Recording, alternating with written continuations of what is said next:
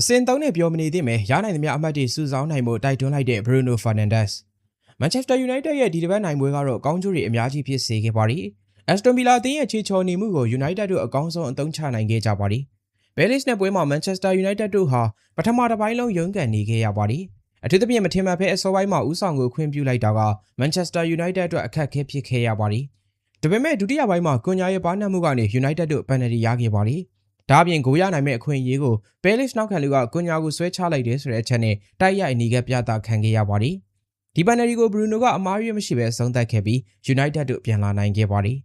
အဲဒီနောက်မှာတရားရော့သွားတဲ့ Palace ဟာခံစစ်သက်သက်ဖြစ်သွားခဲ့ရပြီး United တို့ကပွဲပြည့်တဲ့အထိစိုးမိုးသွားခဲ့ပါသည်Manchester United ရဲ့အနိုင်ဂိုးရှင်ကတော့ထုံးစံတိုင်း Benjamin Sesko ပဲဖြစ်ခဲ့ပြန်ပါသည် Sesko ရဲ့သွင်းဂိုးအတွက် Bruno ကိုယ်တိုင်လှလှပပဖန်တီးပေးခဲ့တာဖြစ်ပါသည်ဒီပွဲမှာ Bruno ရဲ့ခြေစွမ်းကတန်တရားဖြစ်စရာမလိုတော့အောင်ကောင်းမွန်ခဲ့ပါသည်အခုဆိုရင် Bruno ဟာ Premier League မှာဂိုးဖန်တီးမှု73ချိန်ထိရှိလာခဲ့ပြီဖြစ်ပါသည်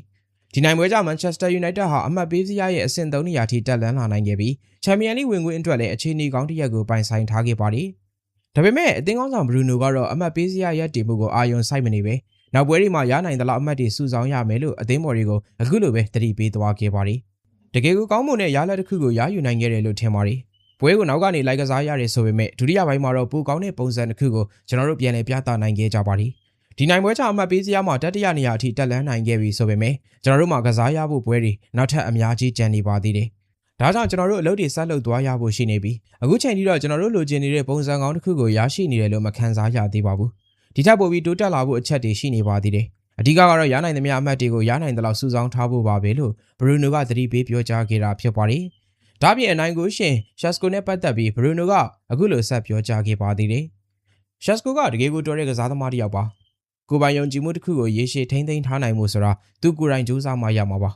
ကျွန်တော်ထင်သူ့အနေနဲ့ဒီထက်ပိုကောင်းအောင်အများကြီးချပြနိုင်သေးတယ်လို့မြင်မိပါတယ်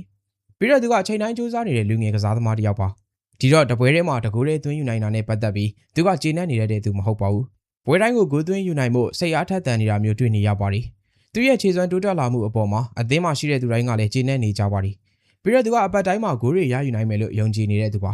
ဒါကြောင့်ယာတီကွန်ရင်တော့ဒီထက်ဂိုးတွေအများကြီးရလာလိမ့်မယ်လို့ကျွန်တော်ယုံကြည်ပါတယ်ဆိုပြီး Bruno က Sesko ရဲ့စွမ်းဆောင်ရည်ကိုချီးကျူးခဲ့တာဖြစ်ပါတယ် Bruno နဲ့ Sesko တို့ဟာတပွဲထက်တပွဲပိုပြီးအချိန်ဆက်မိလာတာကိုတွေ့ရပါတယ်ဒီပွဲမှာသွင်းဂိုးတစ်ခုရရှိခဲ့တဲ့ Sesko ဟာအခုဆိုရင် Manchester United အတွက်နောက်ဆုံး5ပွဲမှာ4ဂိုးအထိရရှိခဲ့တာဖြစ်ပါတယ်ဒါပြင်ဒါဟာယာယီနီးပြဂါရီလက်ထက်9ပွဲမှာလုံးဝရှုံးပွဲမရှိသေးတဲ့စံချိန်ကိုဆက်လက်ထိန်းသိမ်းထားနိုင်ခဲ့ပါတယ်